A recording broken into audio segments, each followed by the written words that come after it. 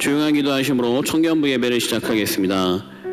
하나님 아버지, 이 시간 우리 청년들이 아버지의 말씀을 듣고 예배를 드립니다. 이 예배드리는 신앙의 생활이 그들의 삶에 하나님을 만나는 접점이 되게 하여 주시고 하나님 말씀대로 살아가는 길이 되게 하여 주시옵소서. 우리 사랑하신 예수님의 이름으로 기도합니다. 아멘. 자, 여러분, 우리 함께 찬양 드리도록 하겠습니다. 찬양 드릴 때마다 하나님이 여러분 앞에 있다는 마음으로 귀한 찬양 드리면 좋겠습니다. 함께 찬양하겠습니다.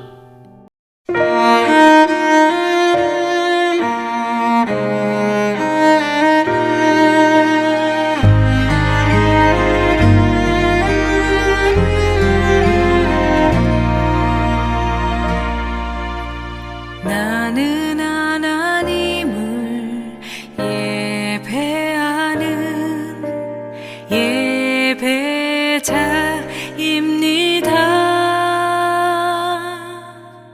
내가 서 있는 곳 어디서나 하나님을 예배합니다. 나는 하나님을 예배하는 예배자입니다.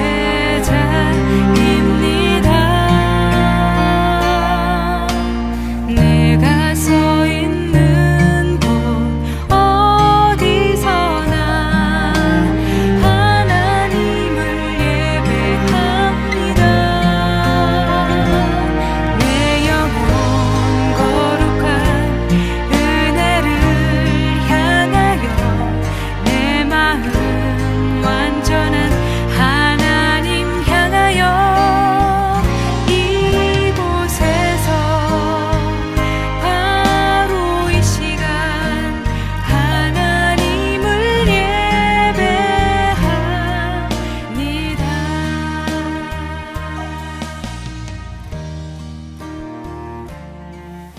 오늘의 말씀은 신명기 11장 11절부터 15절의 말씀입니다. 우리 영상을 통해 말씀을 함께 읽겠습니다. 너희가 건너가서 차지할 땅은 산과 골짜기가 있어서 하늘에서 내리는 비를 흡수하는 땅이요 내 하나님 여호와께서 돌보아 주시는 땅이라. 연초부터 연말까지 내 하나님 여호와의 눈이 항상 그 위에 있느니라. 내가 오늘 너에게 명하는 내 명령을 너희가 만일 청정하고 너희 하나님 여호와를 사랑하여 마음을 다하고 뜻을 다하여 섬기면 여호와께서 너희의 땅에 이른 비 늦은 비를 적당한 때에 내리시리니 너희가 곡식과 포도주와 기름을 얻을 것이요 또 가축을 위하여 들에 풀이 나게 하시리니 내가 먹고 배부를 것이라. 아멘. 여러분, 하던 행동을 계속하려고 하는 힘, 유지하는 힘을 관성이라고 하죠. 이러한 모습은 사물에게만 있는 것이 아니라 사람들 모습에도 동일하게 등장합니다. 무엇이냐면 했던 행동을 그대로 하려고 익숙한 삶을 더 편애하고 좋아하는 것이죠. 여러분, 옛날에 한 마을에 병약한 부자와 가난하지만 건강한 가난뱅이가 있었습니다. 그들은 서로를 몹시 부러워했어요. 이 부자인데 몸이 힘들고 약한 사람은 저기 건강한 가난뱅이의 건강을 부러워했고, 또 건강하지만 돈이 없던 가난뱅이는 저 몸이 약하지만 돈이 많았던 부자를 서로를 부러워한 거예요. 그런데 어느 날 신이 이 두 사람의 소원을 받아들여서 서로의 모습을 바꾸어 줬습니다. 부자는 건강한 가난뱅이가 되었고, 건강한 가난뱅이는 몸이 약한 부자가 된 것입니다. 시간이 지나 여러분, 이 가난뱅이가 된, 이 건강한 가난뱅이가 된 예전에 병약한 부자는 이 건강을 가지고 열심히 일을 하기 시작했어요. 그러니까 어떻게 됩니까? 점점 돈을 모으고 가난에서 벗어나고 부자가 되는 거예요. 근데 열심히 노력하고 열심히 하다 보니까 자기 몸이 어떻게 해요? 잘 돌보지 못하고 또다시 이 건강했던 육체가 점차 아파지기 시작한 거예요. 나중에 어떻게 되느냐? 또다시 병약한 부자가 된 겁니다. 여러분, 그리고 건강했던 가난뱅이가 몸이 약한 부자가 된 거예요. 그러니까 어떻게 됐을까요? 그동안 쓰고 싶었던 거, 하고 싶었던 거, 누리고 싶었던 것을 부자가니까 마음껏 즐기고 누리는 거예요. 그러니까 이 마음이 태평한 이 사람이 하는 행동까지 잘하다 보니까 어떻게 돼요? 병약했던 몸이 점점 건강해지기 시작하는 거예요. 그런데 반대로 재산을 다 탕진하다 보니까 어떻게 돼? 다시 부자였던 삶이 가난의 삶으로 바뀌어지는 거예요. 건강했던 가난뱅이가 병약한 부자가 되니까 시간이 흘러갈 때 다시 어떻게 돼요? 다시 건강한 가난뱅이가 되는 거예요. 여러분, 이것은 무엇을 말하겠습니까? 결국 내 환경이 중요한 것이 아니라 내 삶의 자세가 중요하다는 것이죠. 삶의 자세가 그대로 있는 채 그의 환경이 바뀐다고 해서 그의 삶이 바뀌는 게 아니라는 거예요. 여러분, 우리들 현재 모습 보시기 바랍니다. 여러분들의 모습은 어떤 모습을 가지고 있습니까? 정말로 여러분들에게 필요한 것은 환경일까요? 아니면 여러분 삶의 자세일까요? 여러분, 하나님의 백성으로 살아가야 할 우리들에게는 하나님 백성으로 맞는 삶의 모습이 있어야 합니다. 내가 믿음을 가지고 주님을 고백하였다 하더라도 하나님을 믿는 사람, 하나님 백성의 모습이 없다면 우리의 모습은 어디로 갈까요? 하나님을 믿지 못하던 시절로 돌아가게 되는 겁니다. 여러분, 이스라엘 민족들이 이런 모습을 너무나 잘 보여줬죠. 출애굽한 이후에도 그들은 끊임없이 얘기합니다. 애굽으로 돌아가자, 애굽으로 돌아가자. 왜 그래요? 그들의 삶의 모습이, 삶의 자세가 아직 하나님 믿는 백성으로 준비가 안 된 거예요. 그러다 보니까 그들이 하는 행동은 뭐예요? 신분적으로 애굽의 백성의 신분이 아니라 하나님의 백성의 신분이 되었음에도 자꾸 돌아가려고 하는 거죠. 그러다 보니까 그들의 삶에 불평이 많고 원망이 많고 하나님에 대한 불신앙의 소리가 많습니다. 그들이 가나안 땅을 정탐하기 위해 12명의 정탐꾼을 보낼 때도 그들은 맞았어요. 똑같았어요. 10명이 말합니다. 우린 죽었습니다. 저들은 너무나 크고 우리는 메뚜기 같으니까 우리는 아무것도 누릴 수가 없습니다. 그게 부정적인 이야기를 할 때 이스라엘 민족들이 그 이야기를 취해서 하루 종일 펑펑 우는 거예요. 이 두 명의 사람 여호수아와 갈렙은 믿음으로 얘기하죠. 아닙니다. 하나님이 우리와 함께 하시면 저 땅을 우리가 차지할 수 있습니다. 그 말을 듣지 않아요. 왜 그래요? 익숙했던 삶의 모습을 붙잡는 거예요.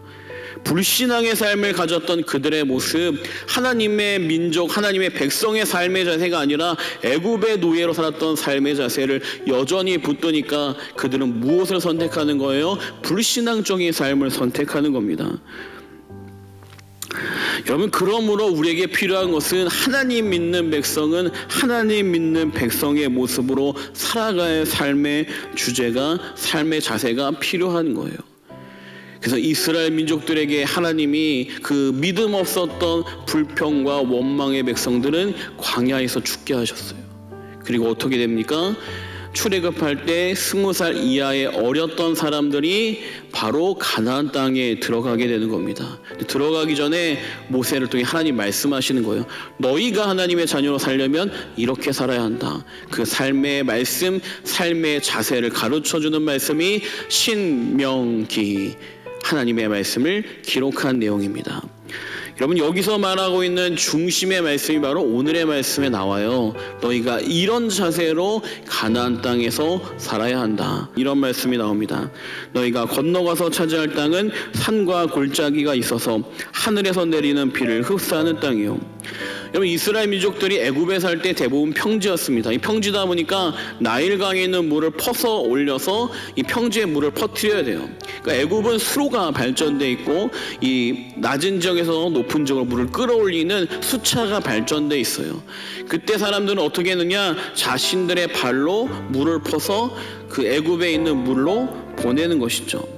그렇게 수차와 수로가 개발되어 있던 그런 삶의 모습을 가졌던 그들이 가나안 땅에 들어가게 되는데, 가나안 땅은 어떤 곳이에요? 네, 안타깝게도 평지의 지역이 아니라 바로 산과 골짜기가 많이 있는 곳입니다. 산과 골짜기가 있으면 높이가 너무 높아서 물을 퍼올릴 수가 없어요. 이 수로를 만들 수가 없습니다. 인간적인 노력으로 내 땅에 물을 주고 싶어도 쉽게 줄 수가 없어요. 지금 헬리콥터를 통해 약도 뿌리고 물도 주지만 이 당시에 그런 게 없으니까 어떻게 해야 됩니까? 하늘에서 내리는 비만 바라야 되는 거예요. 그래서 오늘 말씀에 보니까 하늘에서 내리는 비를 흡수하는 땅이요, 내 하나님 여호와께서 돌보아 주시는 땅이라고 말하는 겁니다. 세상의 노력으로 사는 게 아니라 가나안 땅은 어떤 곳이에요? 하나님의 은혜만 구하며 살아가는 땅이라는 거예요. 내 능력이 아니라 하나님의 능력이 중심되는 곳입니다. 하나님의 백성은 바로 이런 것이죠. 이 세상에 있는 노력을 가지고 살아가는 것이 아니라 하나님이 주신 은혜를 가지고 살아가는 거예요. 애굽에 있을 때는 내가 땀 흘리고 노력하여서 그 땀과 노력이 물을 퍼서 올려서 땅에 퍼뜨리는 그런 결과를 가지고 살았어요. 내 땀 흘리는 것으로 내가 살았기 때문에 내가 주인 된 삶입니다. 그런데 이제는 어떤 곳이냐? 하나님이 주인 되는 곳이에요.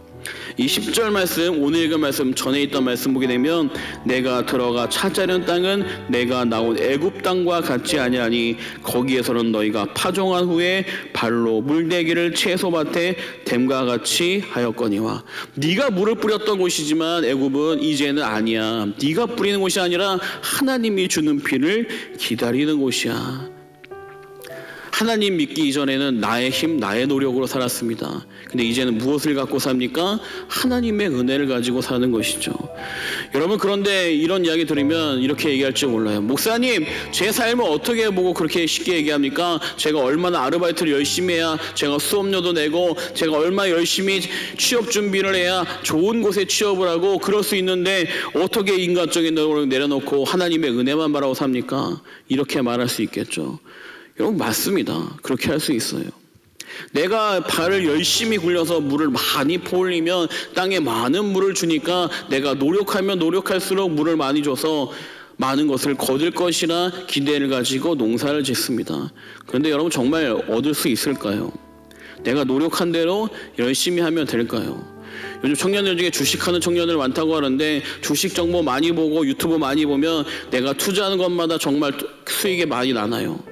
내가 열심히 사업 준비해서 사업 공부하고 사업을 투자해서 그 일을 하게 되면 여러분, 정말로 내가 원하는 만큼 수입을 얻을 수 있습니까? 내가 여러분 취업 직업을 선택해 열심히 공부하고 자격증 따면 그 취업의 진로를 통해 여러분들이 원하는 자리 정말 갈 수 있나요? 거예요? 아니라는 것이죠. 내가 아무리 열심히 발을 돌리고 물을 퍼올려도 그 해에 가뭄이 들어버리고 그 해에 비가 내리지 않아 퍼올 물도 없고 그리고 또 전쟁이나 수많은 전염병으로 인해 할 수 없는 상황이 된다면 내가 아무리 노력해도 되지 않는 겁니다. 결국 내 노력으로 사는 것 같지만 내 노력이 아니에요. 무엇으로 삽니까? 이 땅을 주관하시는 하나님의 은혜 안에 사는 겁니다. 우리 청년들의 삶에도 마찬가지예요. 열심히 노력했는데 여러분 원하는 결과를 얻었습니까? 그렇지 않다면 하나님 앞에 고개를 숙이고 하나님의 은혜를 구하시기 바랍니다. 내가 열심히 퍼올려서 골짜기에 물대려고 하지 말고 하나님이 주시는 이른 비와 늦은 비의 복을 바랄 수 있는 여러분 되기 바랍니다. 여러분, 하나님의 백성은 하나님의 은혜만 구하면 될까요? 그렇지 않습니다. 국민이라고 하는 것은 그 나라에 사는 주민이고 나라의 통치를 받는 사람들입니다. 나라마다 법이 있고 국민으로 지켜야 할 의무가 있습니다. 하나님 나라의 백성이라고 하는 것은 말씀의 통치를 받는 사람들입니다. 하나님 백성의 의무에 대한 말씀이 13절부터 말씀이 나옵니다. 내가 오늘 너에게 명하는 내 명령을 너희가 만일 청정하고 너희 하나님 여호와를 사랑하며 마음을 다하고 뜻을 다하여 섬기면 여호와께서 너희 땅에 이른 비 늦은 비를 적당한 때에 내리시리니 너희가 곡식과 포도주와 기름을 얻을 것이요 또 가축을 위하여 들에 풀이 나게 하시리니 내가 먹고 배부를 것이라. 하나님 나라의 백성에 주어진 의무는 크게 세 가지입니다. 첫째는 청정이요, 둘째는 사랑이며 셋째는 섬김입니다. 하나님의 말씀을 묵상하고 말씀에 순종하기 위해 듣는 삶이 바로 청정의 삶입니다. 들으려고 순종하려고 듣는 거예요. 근데 그 말씀 속에 은혜를 발견하고 하나님 주신 사랑을 감사해서 하나님을 위해서 살고 싶은 마음, 삶의 자세가 하나님을 사랑하는 삶입니다. 여러분, 그리고 하나님을 사랑하는 삶을 마음만이 아니라 실천으로 옮기는 게 무엇입니까? 헌신하는 삶이요, 섬기는 삶입니다. 결국 하나님 은혜 안에서 하나님을 위해 나의 삶을 드리는 것이 하나님의 백성이 해야 할 일입니다. 그렇게 드려질 때 하나님의 백성으로 살아가는 귀한 인생들이 되는 것입니다. 여러분, 이스라엘 백성들에게 모세를 통하여 신명기의 말씀을 주고 계십니다. 이 말씀은 이스라엘 백성들에게만 주시는 것이 아니라 하나님을 믿고 하나님을 위해 살겠다고 다짐한 신앙을 시작한 모두에게 주시는 말씀입니다. 여러분들에게 원하시는 하나님 사랑과 그 하나님 사랑함으로 실천하는 순종과 섬김과 헌신이 여러분들에게 필요한 삶의 모습이란 겁니다. 하나님의 사랑하는 거 어떻게 가능합니까? 말씀을 묵상하고 기도하면서 하나님과 교제해야 하는 것이죠. 여러분, 옛날 영화 중에 캐스트어웨이라는 영화가 있습니다. 거기에 보면 이 한 주인이 열심히 살다가 어느 날 무인도에 정착하게 되죠. 이 여행하다가 무인도에 들어갔는데 그가 아무리 이야기할 사람이 없어요. 사랑을 나눌 사람이 없습니다. 그가 만난 사람이 누구냐? 그가 이야기하게 될 대상이 누구냐? 바로 배구공에 자신의 피 흘린 손자국이 묻었던 그 배구공이에요. 배구공을 뭐라고 합니까? 윌슨이라고 부르면서 이야기를 합니다. 처음에는 말도 안 되고 대화도 이어지지 않는데 끊임없이 대화하고 이야기하다 보니까 이 윌슨에 대한 사랑이 그에게 점점 생겨납니다. 윌슨은 뭐예요? 배구공이에요. 아무것도 해주지 못합니다. 근데 이 배구공이 얼마나 사랑하는지 나중에 이 섬을 탈출하려고 할 때 이 배구공이 뗏목에서 떨어지죠. 그러니까 그가 윌슨을 부르며 소리치며 그를 구하고 싶어서 뛰어들어요. 배구공입니다. 아무것도 아니에요. 근데 왜 이렇게 합니까? 관계를 통해 사랑이 싹튼 거죠. 여러분, 하나님을 향한 사랑이 있어야 되는데 하나님과 교제하고 하나님과 알아가고 하나님과 동행하는 삶의 이 시간들이 있어야 하나님을 사랑하게 되는데 이런 것들이 아무것도 없는데 어떻게 하나님을 사랑할 수 있을까요? 예배만 드리고 끝나면 어떻게 하나님을 사랑할 수 있어요? 말씀을 묵상하고 기도하고 하나님을 생각하면서 하나님 저와 동행해 주십시오라고 하는 이런 동행의 삶이 있어야 하나님을 사랑하니까 하나님 사랑하는 마음으로 헌신하고 싶은 마음도 있는데 그것이 전혀 없는데 어떻게 하나님을 사랑합니까? 하나님을 믿는 사람, 그 사람은 하나님을 사랑합니다. 하나님을 믿는 사람, 하나님과 동행하며 교제하는 삶입니다. 내가 그리스도를 영접했다면 이런 모습이 나타나는 거죠. 전 목사님, 저는 성경 안 보고 기도 안 해도 아무 느낌이 없던데요. 죄송하지만 아직 영접하지 않은 사람입니다. 여러분, 우리가 교회 나온다고 구원받는 것이 아니라 그리스도를 영접해야 구원을 받고 영접해야 하나님을 사랑하는 삶이 시작됩니다. 그리고 하나님과의 하는 교제가 깊어질수록 하나님의 백성으로서의 삶의 모습을 걸어가게 되는 겁니다. 우리 청년들의 모습은 어떤 모습입니까? 하나님을 믿는 하나님의 백성입니까? 하나님을 가끔 떠올리는 나그네의 모습입니까? 나그네가 아니라 하나님의 백성으로 세워질 수 있는 귀한 청년들이 되길 원합니다. 이 시간 기도하겠습니다. 하나님 아버지, 이 시간 우리 청년들의 삶에 함께하여 주셔서 그들이 말씀을 사모하고 말씀의 은혜대로 걸어가는 귀한 삶이 되게 하여 주시옵소서. 하나님, 이 시간도 붙잡아 주셔서 하나님의 은혜 속에 걸어갈 수 있도록 도와주시고 이 코로나 같은 어려운 상황 속에서도 삶의 자리에서 신앙을 지킬 수 있도록 주님이 붙잡아 주시옵소서. 우리 사랑하신 예수님의 이름으로 기도합니다. 아멘. 오늘 이 시간 주기도문을 하면서 우리 청년부 예배를 마치도록 하겠습니다. 하늘에 계신 우리 아버지여, 이름이 거룩히 여김을 받으시오며 나라에 임합시오며 뜻이 하늘에서 이루어진 것 같이 땅에서도 이루어지이다. 오늘날 우리에게 일용할 양식을 주옵시고 우리가 우리에게 죄 지은 자를 사하여 준 것 같이 우리 죄를 사하여 주옵시고 우리를 시험에 들게 하지 마옵시고 다만 악에서 구하옵소서. 대개 나라와 권세와 영광이 아버지께 영원히 있사옵나이다. 아멘.